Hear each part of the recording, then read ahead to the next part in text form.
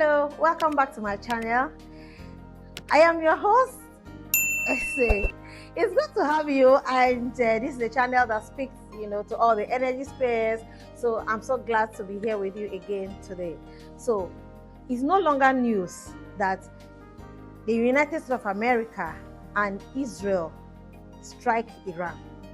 It's also no longer news that there is war between the US and Iran. I'm sure it is no longer news, because if you have watched my previous video, you would have also seen that. But today, let's talk about something very interesting. How does this strike, how does this fight, how does this war affect us as a country and also our industry, that's the oil and gas downstream industry? But before we go there, let me give you a background. So the war currently going between Iran and America, or the United States of America, as well as Israel, has also spring forth to other countries. The United Kingdom has also joined, and several other countries showing solidarity to this. But that's not why we are here. We've also had instances where people and citizens are trapped in most of these countries, and some countries are also trying as much as possible to evacuate the citizens in different locations as a result of this war. But this is not what we are talking about today. This is just to give you a background that there is a war between America and Iran. Now, what are we talking about? How has this spring up? What impact does it have to the Nigerian economy? What impact does it have to the oil and gas downstream sector in Nigeria? This is what we are going to talk about. We also heard President Donald Trump, in some couple of days, coming out to say that they sank some ships in the ocean. And when you hear ship and vessels or whatever, what comes to mind? The next thing that comes to mind is to tell you that they are probably carrying petroleum products. We've also seen statement issues by different countries and different organizations saying that they should stop vessels on that transit route.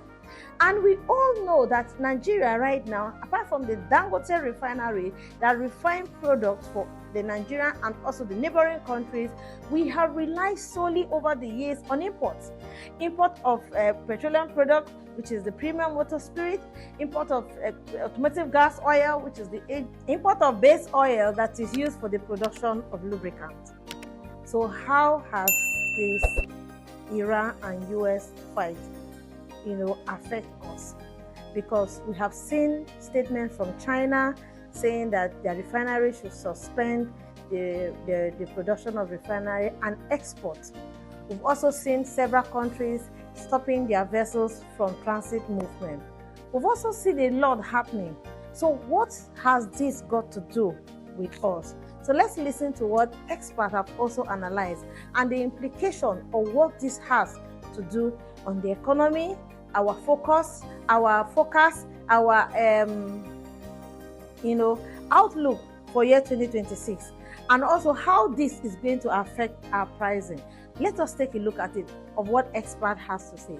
But I can tell you that the Iran and US fight or war is going to affect us, and it's going to affect us for a while.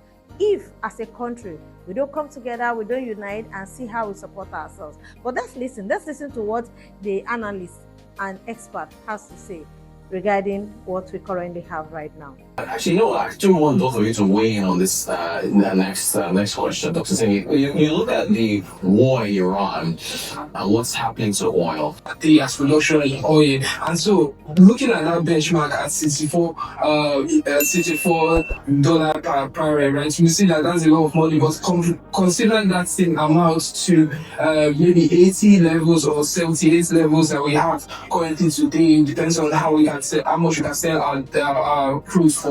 Now you see that that's a whole lot more money. So the good side of this is that if we are able to ramp up our production in Nigeria, because in Q4 2025 we did 1.58 million barrels per day, which was not so much as what we did in Q3. But if we are able to ramp up our the production levels then to meet up with the price that we currently have crude oil trading at today, then definitely will boost revenue for the government. And also to look at OPEC allocation also depends on what is allocated to Nigeria to actually produce. If you're able to meet it and get it, they will definitely get more revenue for the government. But then again, this can also flow to us because of the deregulated space. We would also feel the other side of the knife because when the prices go up, definitely the oil producers will definitely increase their prices also, and so we see that the PMS price and diesel price will also increase, and then this can also like feed into every other aspect. You feed into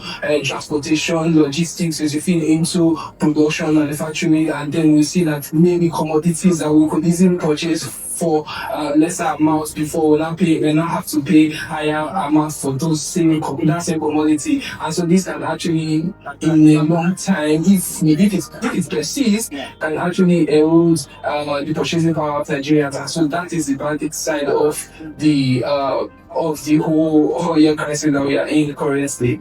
Thank you for that. Sorry. Does this enhance the renewable energy conversation? The Rural Electrification Agency is using solar in villages. We're seeing electric vehicles in Lagos and Abuja.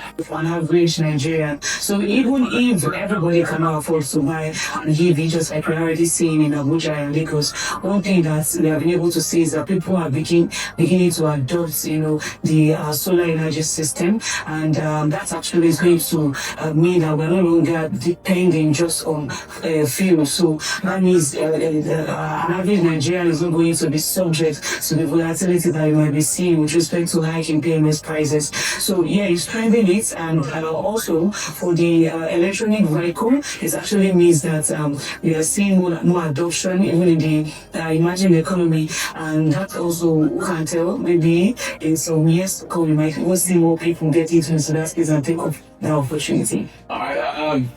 Sorry, what do you think about the renewable energy discussion?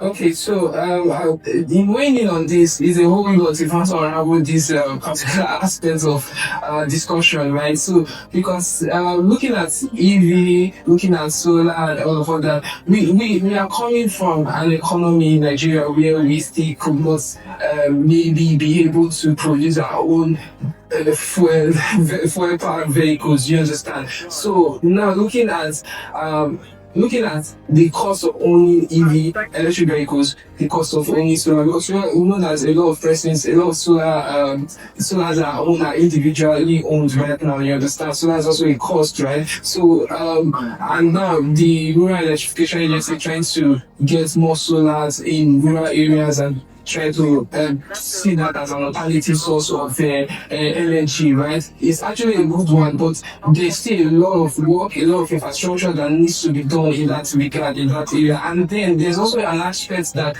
maybe I should, maybe firms needs to look into, maybe even oil firms, they need to look into that, because gradually we are trying to, we are seeing an era where the buzz on oil might be dying down, so to say, eventually. So they need to now look into generating or building companies or firms that could actually generate or manufacture solar panels here in Nigeria and Africa, so that we don't have to import them. So we need more intrinsic firms that will look into this thing in our own state, in our own country, and be able to produce these resources that we need, because we are still really reliant on importation for most of these things that most of this renewable energy that we are discussing today. So it's still, for me, I'll say that there's still a lot of work to be done, a lot of grants to be covered in that regard.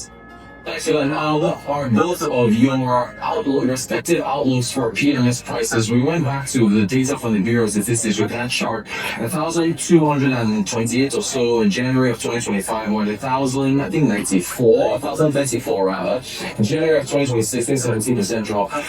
Depending on how things go in Iran, whatever else happens, because Marco Rubio said yesterday that there's more violent attacks to come. So now that you have listened, you can agree with me that this has to stop, because if this fight prolongs, it's going to affect of course, prices have already been affected.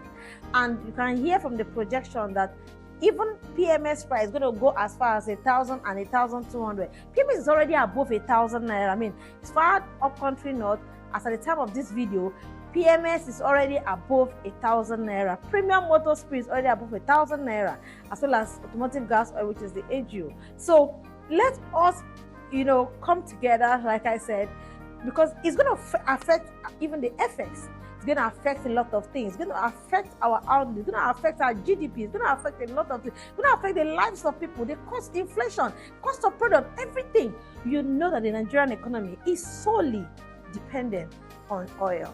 So thank you so much for listening to this video. Thank you for staying true to my channel. Thank you for keeping with us over the years. We really appreciate your time, and we said let's do it again. Stay glued to this channel and let us see how together we make Nigeria great. From me to you, I say thank you. Bye.